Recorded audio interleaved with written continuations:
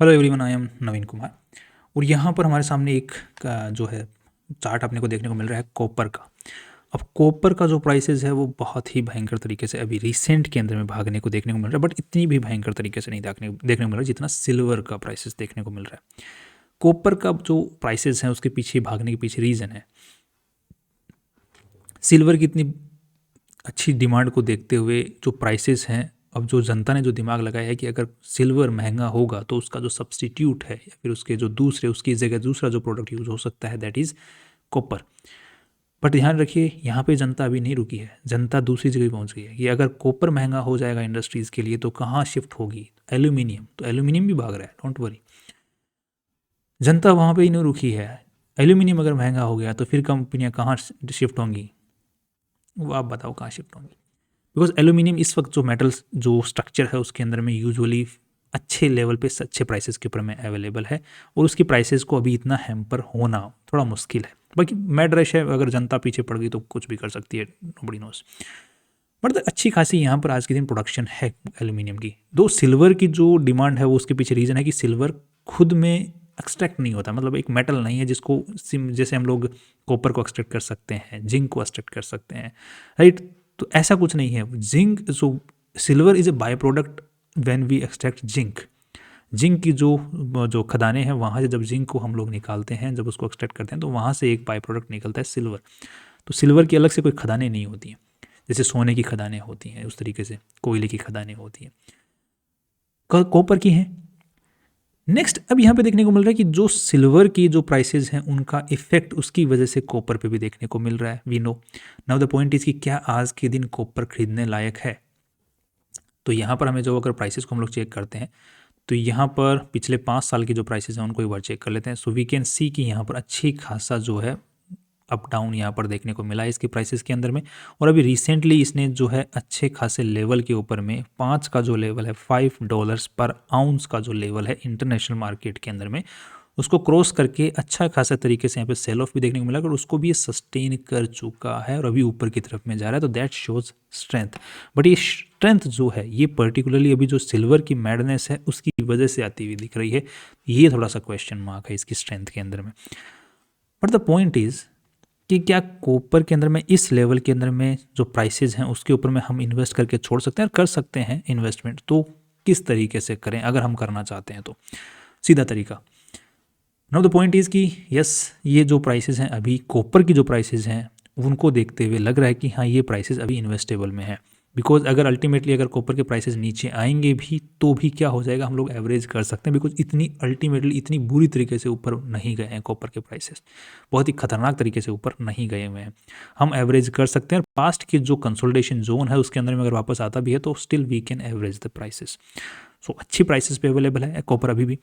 दूसरी चीज़, क्या कॉपर की जो डिमांड है क्या वो फ्यूचर में बनी रह सकती है। बिकॉज अल्टीमेटली गेम क्या होता है, copper is industrial element, industries में यूज होता है जिसकी वजह से इसका जो है इतनी ज़्यादा जो है प्राइसेस है। अगर इंडस्ट्रीज़ में डिमांड कम हो गई तो कॉपर के प्राइसेस भी घट जाएंगे। बट क्या इसकी इंडस्ट्रीज़ के अंदर डिमांड बनी रह सकती है? यस, कॉपर की डिमांड बनी रह सकती है। बिकॉज सिल्वर के बाद में जो दूसरा उसको रिप्लेस कर सकता है बहुत सी जगहों के अंदर में वो कॉपर है। कॉपर की डिमांड बनी रहने की उम्मीदें हैं। और कॉपर को जो रिप्लेस कर सकता है उसको हम एल्यूमिनियम बोलते हैं, बट कॉपर को पूरा एल्यूमिनियम रिप्लेस नहीं कर सकता। कुछ एलॉयज़ हैं वो कर सकते हैं बट एल्यूमिनियम पूरा नहीं कर सकता। बिकॉज कॉपर जो काम कर सकता है, सिल्वर और कॉपर के बीच में जो डिफरेंस है इलेक्ट्रिसिटी फ्लो को, इलेक्ट्रॉन फ्लो को, वो यहाँ पर 5% के आसपास तक का डिफरेंस है कि सिल्वर ज़्यादा एफिशिएंट है इलेक्ट्रॉन्स को फ्लो कराने में, कॉपर थोड़ा सा 5% कम एफिशिएंट है। बट एल्यूमिनियम 40 से 50% कम एफिशिएंट है। इसका मतलब कॉपर को जो एल्यूमिनियम है वो रिप्लेस बहुत ही मुश्किल से कर पाएगा। एलॉयज़ के थ्रू हम लोग कर सकते हैं, अगर नए नए जो मेटल्स होते हैं उनको आपस में जोड़ के उस तरीके से कुछ जुगाड़ निकाले हुए हैं वो हम लोग यूज़ कर सकते हैं। बट डायरेक्ट कोई कंपटीशन नहीं है कॉपर का यहाँ पे आज के दिन। That means copper is more important right now than the aluminium, we know. दूसरी चीज़, अभी कॉपर को यूएस ने एक इम्पोर्टेंट मेटल्स की लिस्ट के अंदर में इंक्लूड कर दिया है। Important metal for the economy में इंक्लूड कर दिया उस लिस्ट के अंदर में। ये वो भी एक रीज़न है इसके भागने का कि अब जो कंट्रीज़ हैं वो ज़्यादा इस पर्टिकुलर मेटल के ऊपर में ध्यान दे रही हैं, उसको रिजर्वेशन के ऊपर में ज़्यादा ध्यान दे रही हैं बिकॉज इकोनॉमी डिपेंड कर रही है। तो अब फाइनली इसका फ्यूचर है बने रहने की उम्मीदें हैं और इम्पोर्टेंट है फ्यूचर को सिग्निफिकेंसी को देखते हुए और फ्यूचर के जो प्रोडक्ट्स हैं उनको देखते हुए। That means we can buy this product. Simple सी बात है। और मैडनेस अभी यहाँ पर आई नहीं है, और अगर आई भी है थोड़ी बहुत बिकॉज ऑफ द सिल्वर, तो नीचे अगर जाता भी है तो हम लोग इसको एवरेज भी कर सकते हैं। तो हम चारों तरफ से यहाँ पर कवर्ड है। अब कैसे खरीदें इसको? बिकॉज अल्टीमेटली कॉपर का कोई सिल्वर तो सॉरी ETF क्या होता है? Exchange traded funds. जैसे सिल्वर गोल्ड हम लोग ETFs के थ्रू खरीद पा रहे हैं, बट ETF कॉपर का तो कुछ है नहीं। हमारे पास में ऑप्शंस हैं, कुछ ऑप्शंस जिनके हम लोग चर्चा कर सकते हैं। दैट इज़ हम लोग ETFs अगर हम लोग नहीं खरीद पा रहे हैं तो हम लोग कंपनीज को खरीद सकते हैं। अगर आप इंडिया में हो तो आप कंपनीज को खरीद सकते हो जो कि कॉपर के अंदर में काम करती हैं, जो कॉपर के एक्सट्रैक्शन में काम करती हैं, राइट, जो उस कॉपर को कहीं से निकाल के खदानों से और बेचने का काम करते हैं। बिकॉज अल्टीमेटली वो तो खदान से निकाल रही हो तो उनके ऊपर में तो कॉपर प्राइसेस का असर आएगा नहीं।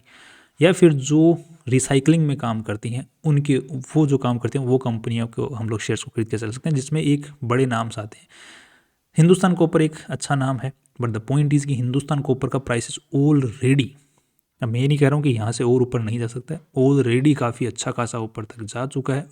लगभग 1.5 गुना हो चुका है ऑलरेडी 6 महीनों या पिछले लगभग कितना देखा जाए महीना 2 महीने के अंदर में ही। तो इसके मतलब ऑलरेडी यहाँ पर तो अच्छी खासी, जितना कॉपर नहीं बढ़ा उससे कितना ज़्यादा तो हिंदुस्तान कॉपर का शेयर बढ़ गया है। बिकॉज लोगों के पास में कॉपर में पैसा लगाने के लिए जगह नहीं है, तो हिंदुस्तान कॉपर के शेयर को खरीदे जा रहे हैं और वैल्यूएशन पे ध्यान भी दे रहे हैं। एक कंपनी हिंदुस्तान कॉपर, इसको 61,000 करोड़ की कंपनी बना दी है, जबकि दिख भी नहीं रहा है कि जब कॉपर महंगा हो जाएगा तो इंडस्ट्रीज़ दूसरी तरफ शिफ्ट हो जाएंगी, तो डिमांड जो है वो कम होती है प्राइसेस बढ़ने से। पर जनता को ये खेल कौन समझाए? तो अल्टीमेटली जो हिंदुस्तान कॉपर है वो उतना बड़ा प्रॉफिट जनरेट नहीं करने वाली है जितना वो एक्सपेक्ट कर रहे हैं। जबकि कॉपर प्राइसेस में जब इतना बड़ा डिफरेंस नहीं आया है तो हिंदुस्तान कॉपर प्रॉफिट कैसे जनरेट करेगी? आप पॉइंट समझना। जनता सोच रही है कि हिंदुस्तान कॉपर बहुत ज़्यादा प्रॉफिट जनरेट करेगी, बट कॉपर का प्राइसेस में ज़्यादा इफेक्ट नहीं आया है। तो जब इसका मतलब कॉपर ज़्यादा महंगे में बेच नहीं पाएगी तो रेवेन्यू बढ़ेगा नहीं, और रेवेन्यू उतना ही बढ़ेगा जितना उसकी डिमांड में डिक्रीज आ जाएगा। तो अल्टीमेटली उसका रेवेन्यू कुछ खास इंक्रीज भी नहीं होगा। प्रॉफिटेबिलिटी बिल्कुल इंक्रीज होगी वहाँ पर, वो भी उतनी इंक्रीज नहीं होगी क्योंकि अभी प्राइसेस नहीं बढ़े हैं। तो जनता कौन सी मुँह से इसको इतना ज़्यादा तवज्जो दे रही है? हाइप, वो जो सिल्वर की जो हाइप है उसकी वजह से कॉपर के ऊपर इफेक्ट है। तो हिंदुस्तान कॉपर को इस वक्त हम खरीद सकते हैं।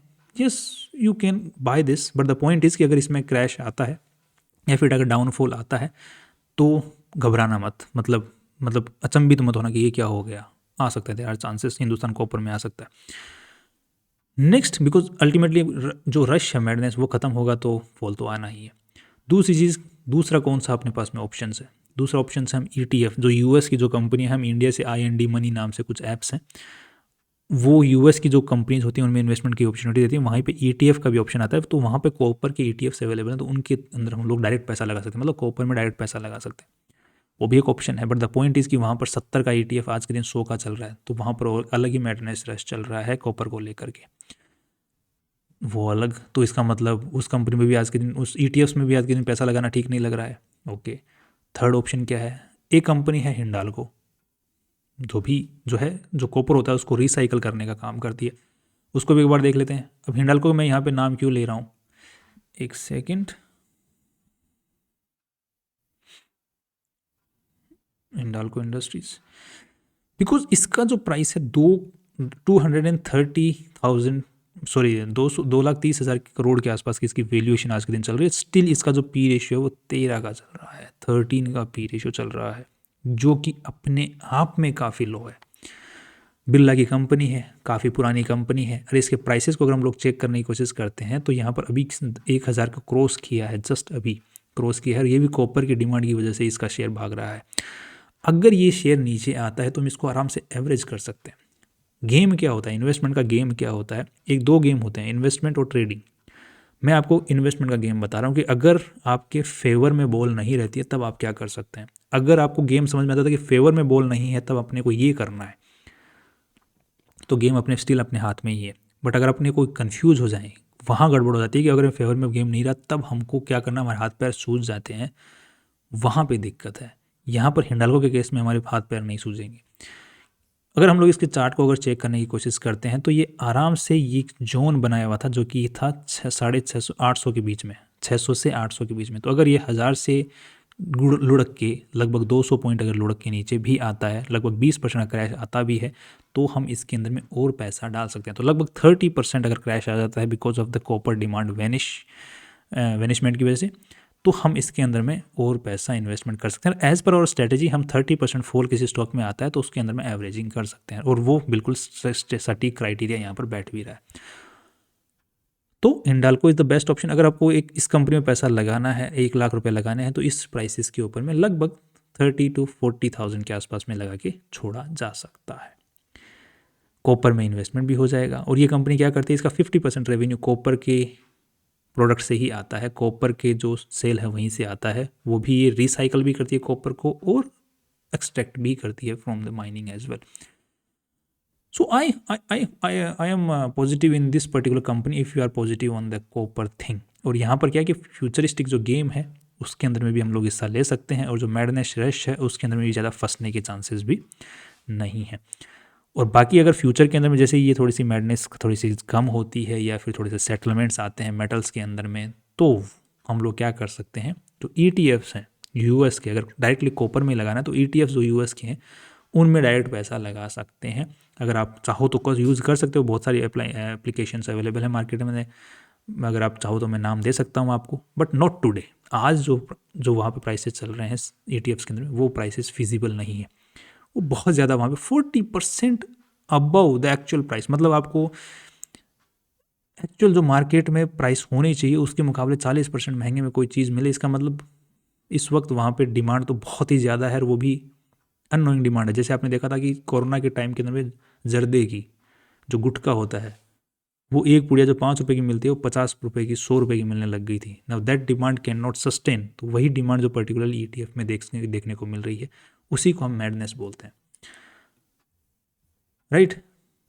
तो अभी तो मेरे जो व्यूज़ हैं वो मैंने आपके सामने दे दिए, मतलब रख दिए हैं। और किस रीजंस हैं, तो हमने फ्यूचर्स भी देख लिया, उस पर्टिकुलर कॉपर का डिमांड को भी देख लिया, और इन्वेस्टमेंट करके छोड़ने का तरीका भी देख लिया, और साथ में अगर हम फंसते भी हैं, अगर ये डिमांड वैनिश होती है तो ये जो मैडनेस चल रही है तो हम लोग प्रोटेक्ट भी रह सकते हैं, तो वो भी हमने थोड़ा सा समझने का कोशिश कर लिया। That's all. कल फिर मिलते हैं अपने वीडियो से। फाइनली अगर जो अगला वीडियो आ रहा है वो गोल्ड के ऊपर में आ रहा है कि गोल्ड इस प्राइसेस के ऊपर में फिजिबल है लेना या नहीं, और लेना फिजिबल है तो किस प्राइसेस के ऊपर में, और किस प्राइसेस तक हम एवरेज कर सकते हैं, किस तरीके से होल्ड कर सकते हैं, and everything we will discuss in the next video. See you tomorrow.